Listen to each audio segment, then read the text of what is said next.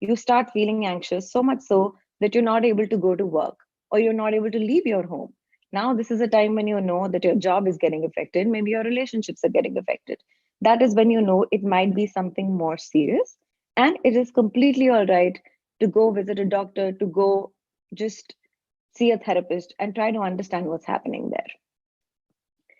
To understand the causes, I think, so anxiety on the whole has a lot of disorders, but just understanding anxiety has been difficult.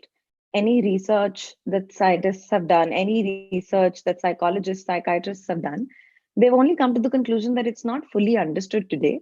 That what causes it? Sometimes it is inherited genes, it could be inherited traits, it could be some life experiences that were difficult during our childhood, early trauma. It could be a lot of things that happened with us. And today, it could be just stress causing it for us. So when I think of anxiety, I always think of it as what you can't control and what you can control. So I can't control, for instance, my genes. I can't control my traits. I can't control anything that happened in my childhood.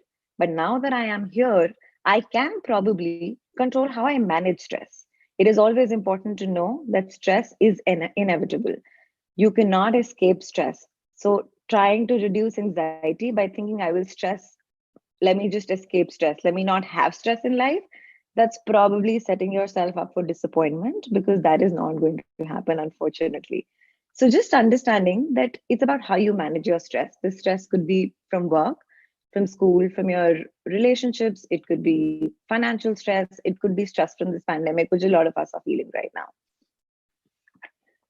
Going on to what are the effects that you would experience on because of anxiety.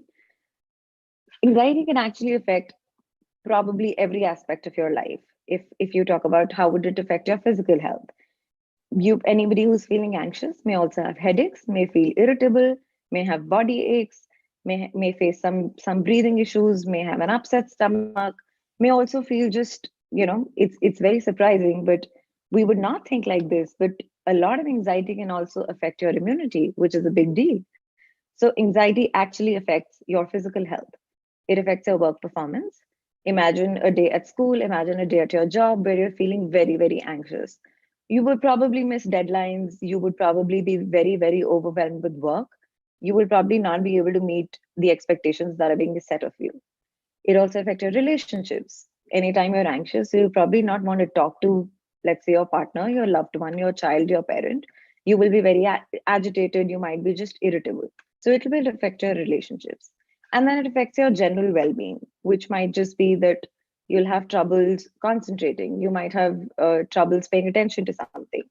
You might have sleep difficulties.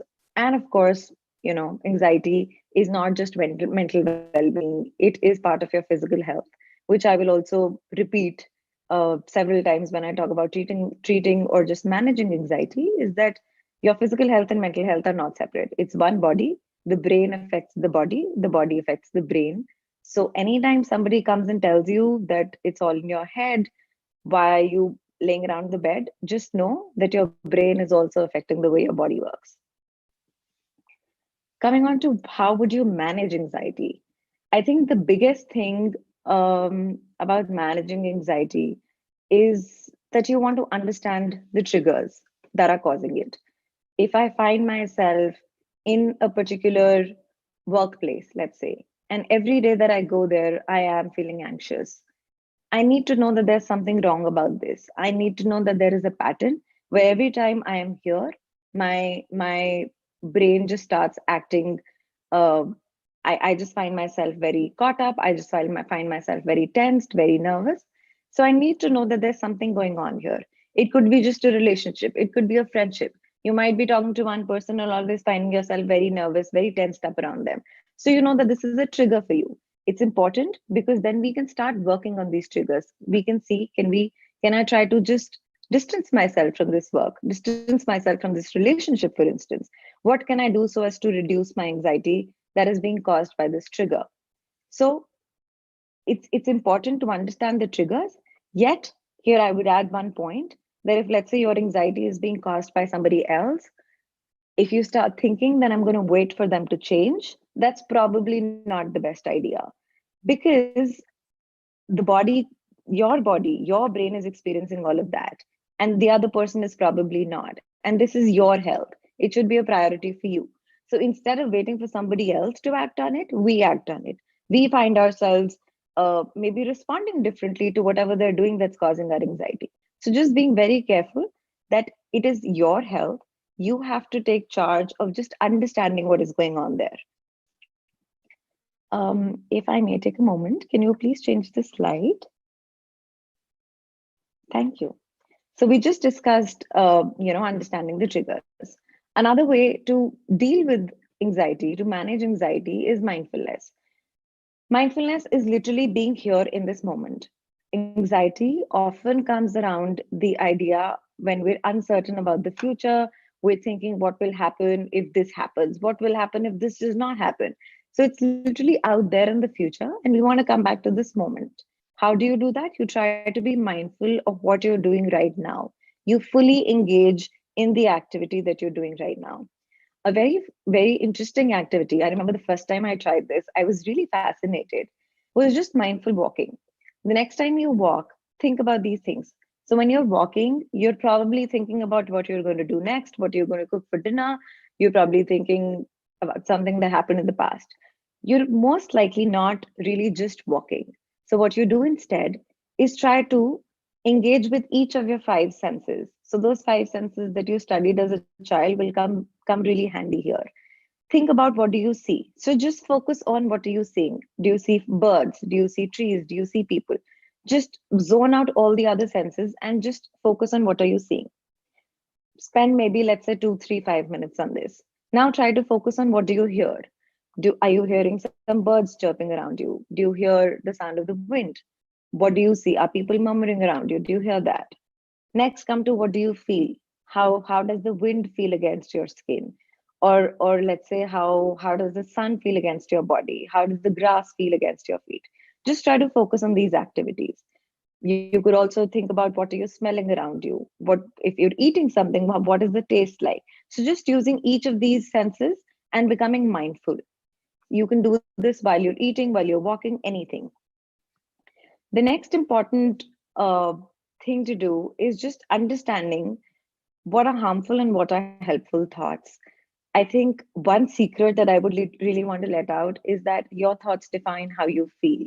It's not only that you're feeling and then you're thinking that everything is going to just not go in your way, not happen according to you, but it's literally also the other way around. When I think something, I will also feel accordingly. Let's say I am in an anxiety episode and I'm feeling very, very anxious. If at this moment I start feeling something wrong is about to happen, this feels like a heart attack, I will not be able to do this, your anxiety will automatically worsen and you will feel bad. You'll feel much worse than where you started. So that thought process in your mind, that self talk, that little voice that goes inside your head made you think that something is wrong and you started feeling bad. Now imagine another situation where I'm feeling the same level of anxiety, but I start thinking that this is difficult right now, but it will gradually go away. I can handle this. I have dealt with this before, and the last time this happened, I was able to overcome it, and I'm stronger than this feelings of anxiety which my body is feeling right now. I will probably be able to calm myself down. I will probably be able to assure myself. So just anytime you're feeling something, think about your thoughts. It's called metacognition. So you're thinking about what you're thinking, and then eventually just changing those thoughts, restructuring your thoughts so that your thoughts are actually helping you feel better and not worse. Another thing, healthy lifestyle. This comes back to the idea that your physical health and mental health are related. You have to have good food, healthy food. Think about the foods that make you feel bad. If you've had a pizza and you think an hour later your body is not feeling right, you probably know this is not helping my body, and also essentially not helping me feel good. And that is mental well being. So try to see what kind of foods are not good for you. Get enough sleep, and of course, exercise. As difficult as it is to exercise, to follow a regime, exercise has been known to reduce the stress hormones in the body. They distract you from negative emotions. And like I said, it is physical health. Your physical health will also positively affect your mental health.